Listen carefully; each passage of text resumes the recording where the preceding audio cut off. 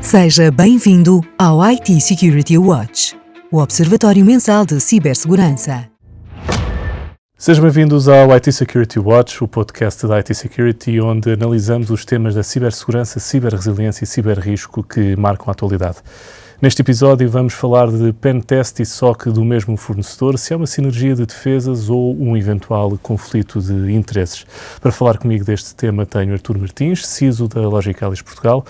Artur, eu perguntava-lhe, um fornecedor que faz pentest e gera o SOC tem um incentivo financeiro para não encontrar demasiadas vulnerabilidades, uma vez que vai trazer trabalho extra para si próprio. Eu perguntava-lhe como é que se pode eliminar estruturalmente este incentivo e não apenas com políticas internas. Sim, antes de mais, eu penso que a maneira de eliminar esse problema tem a ver com a forma como contratualizamos o mesmo ao fornecedor. Ou seja, se eu estou na expectativa de que o fornecedor se audite a si próprio, então é bom que eu peça tipos de medidas, KPIs, indicadores, acerca do número de vulnerabilidades que ele encontra, ou seja, focando na eficácia da auditoria e não na questão da remediação. Caso contrário, ficará do meu lado o feeling e também, se calhar, do lado dele a tentação, a não encontrar tantas vulnerabilidades, porque assim terá menos trabalho na correção. Penso que é muito acerca do foco na componente da qualidade da auditoria que deve ser endereçado o contrato com esse fornecedor. A resposta padrão da indústria é ter equipas separadas. No entanto, esta separação organizacional não elimina a pressão comercial que é partilhada pela empresa como um todo. Eu perguntava-lhe o que é que a separação de equipas resolve concretamente e o que é que também não resolve? Bom, não resolve certamente questões de preço e do custo à volta de todo este cenário. Portanto, se eu vou ter que contratar uma equipa para auditoria e uma equipa diferente para a componente de monitorização e resposta a incidentes, automaticamente eu vou gastar muito mais do que tendo apenas um fornecedor que consegue um preço muito mais baixo para ter estes dois tipos de serviços. E daqui nasce um grande problema, ou seja, nós sabemos que se eu vou contratar uma auditoria, as auditorias têm um dado número de dias de esforço e têm, por causa disso, o seu preço.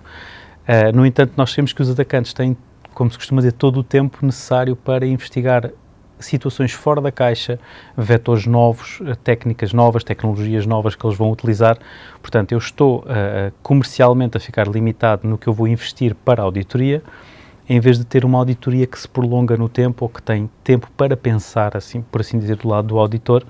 Se eu pedir isto isoladamente a um fornecedor que só faz auditorias, vai-me ser extremamente cara. Se eu tentar meter isto dentro de um contrato de quem me faz também a monitorização, obviamente o meu preço é mais baixo e eu consigo ter uma auditoria maior. Tendo uma auditoria maior, eu vou simular exatamente o comportamento que um atacante tem, porque terá, lá está, muito mais tempo para explorar e assim eu penso que a auditoria será mais eficaz dessa forma. Referiu o preço ser mais baixo com este modelo integrado, mas há cenários em que um CISO não deve contratar o pentest e o SOC ao mesmo fornecedor, seja, por exemplo, por questões regulatórias. Eu perguntava quais é que são esses cenários e também onde é que está o limite deste modelo integrado. É extremamente específico por cada setor essas situações e mesmo de região para região em vários países poderá haver legislação diferente. Eu sei que o setor da banca é um dos setores mais regulados, não sendo só pela questão do DORA, mas também pela questão do PCI e DSS, por exemplo. O próprio PCI refere explicitamente que quem audita não pode ser a pessoa que depois gera a infraestrutura. No entanto, eu queria fazer aqui uma ressalva. Portanto, muitas vezes o problema está na definição do que é uma auditoria, na definição do que é um auditor. No contexto de um PCI DSS ou de uma certificação, o auditor é quem vem passar o certificado, ou seja, quem vem assegurar que a empresa está certificada numa dada framework. Por exemplo, neste caso, como eu estou a referir, PCI DSS. Estes auditores altamente especializados serão os auditores de compliance com a norma, não são os auditores de pentesting. E muitas vezes engloba-se tudo no contexto auditor. Portanto, quando eu digo que o auditor não deve ser o implementador ou o integrador ou quem gera os sistemas, muitas vezes eu estou-me a referir a outro tipo de auditor, o auditor que vem passar a certificação ou que vem dar a certeza de que eu estou compliant com essa framework e não o auditor que faz uma questão muito simples que é a auditoria de vulnerabilidades. Portanto, eu penso que no mercado, entre aspas, diz-se que os pentesters não podem ser as mesmas pessoas do SOC, um bocadinho por causa desta ambiguidade de termos ou esta indefinição de um auditor não poder ser o integrador ou a pessoa que mantém a infraestrutura. Resumindo, o que eu quero dizer é caso a caso, obviamente.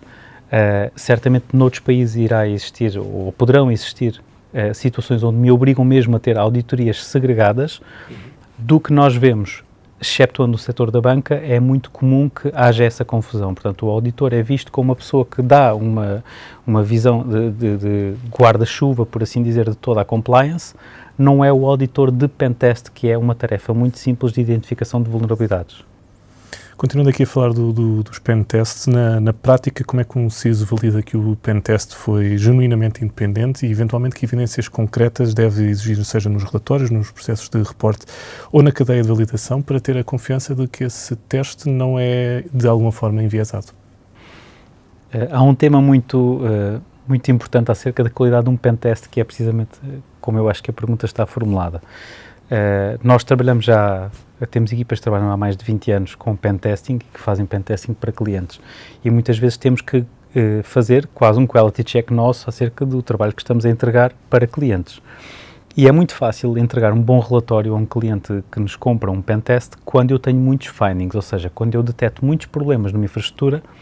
É fácil fazer um relatório, é um relatório que explica o que corrigir, mas também é um relatório onde eu consigo facilmente mostrar que fiz um bom trabalho, porque eu estou a mostrar que existe um risco grave, existe uma possibilidade de um impacto no cliente, e então automaticamente o cliente pensa, bom, isto é um risco que eu não tinha mapeado, é uma novidade, portanto certamente eles fizeram um trabalho excelente para encontrar isto, já que eu não encontrei, eles encontraram. Onde é que eu quero chegar? O ponto interessante é demonstrar que fizemos um bom trabalho, mesmo que eu não tenha findings. E é este o caso de um pentest feito por uma pessoa do SOC, ou seja, se eu entregar um SOC a um cliente e se também lhe entregar um pentest, eu ao fazer o pentest 1, 2, 3 vezes, eu vou ter menos vulnerabilidades ou vou ter vulnerabilidades que não fazem esse fator wow que mostra ao cliente que eu fiz um bom trabalho. Então qual é o truque para mostrar qualidade num pentest que não tem muitos findings? Portanto, o truque é o detalhe da metodologia. Ou seja, aliás, é tão importante eu dizer o que é que eu fiz para encontrar um problema, uma vulnerabilidade numa empresa, num sistema, como é importante eu explicar o que é que eu fiz que não deu em nada, ou que não deu um vetor.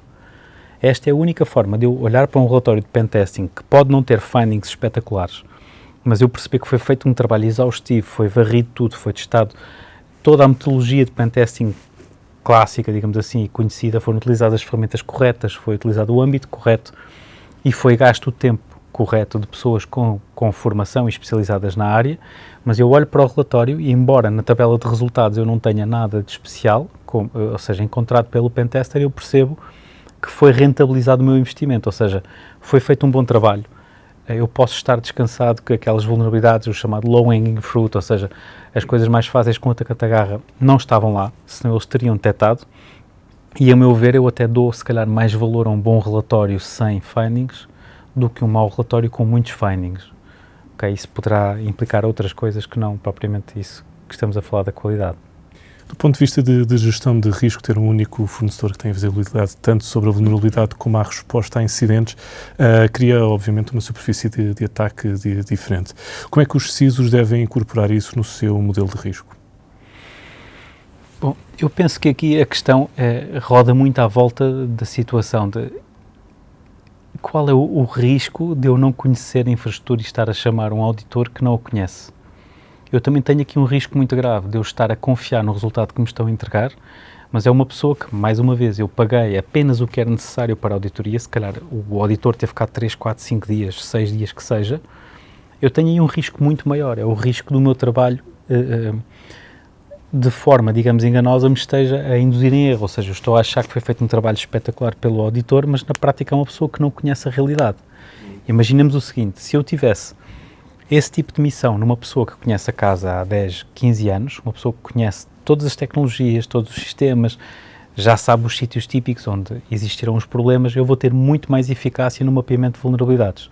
Portanto, se existe um risco, já falámos, um risco de manter na mesma pessoa, digamos assim, a responsabilidade de se auditar quase a si próprio, se bem que não é a si próprio, é aos sistemas, mas com isto vai tocar na responsabilidade dele de detectar e reportar. Mas existe um risco muito maior de contratar auditorias a entidades que não me conhecem, não sabem a minha realidade, não sabem o que é crítico para mim.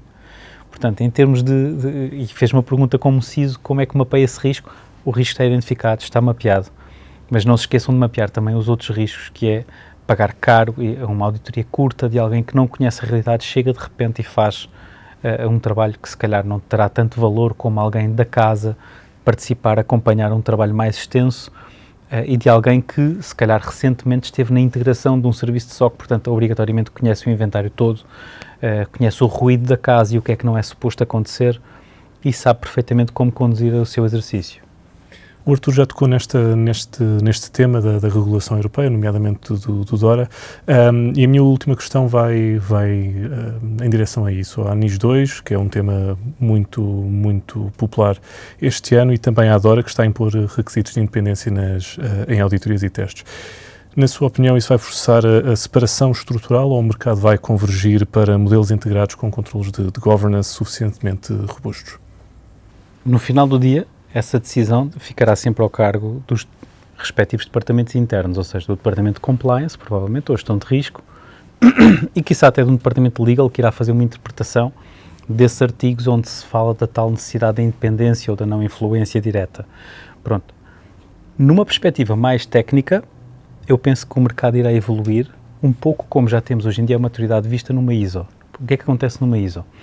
Existe uma auditoria interna de preparação, pode demorar semanas, não interessa, é algo que a empresa faz dentro, prepara-se, coleta todos os dados, faz uma investigação a fundo de tudo o que está na norma de ISO, e depois, ao fim, sim, vem o auditor, 3, 4, 5 dias, é paga uma entidade idónea que vem auditar, e isso sim bate certo com tudo o que falámos há pouco sobre, por exemplo, no PCI DSS, não é? No entanto, eu tive um trabalho de preparação e é uma prática comum, uma auditoria interna para depois vir o auditor externo. Em termos de rácio é isto que estamos a falar, uma auditoria interna se calhar são 4 semanas, o auditor externo está cá 4 dias.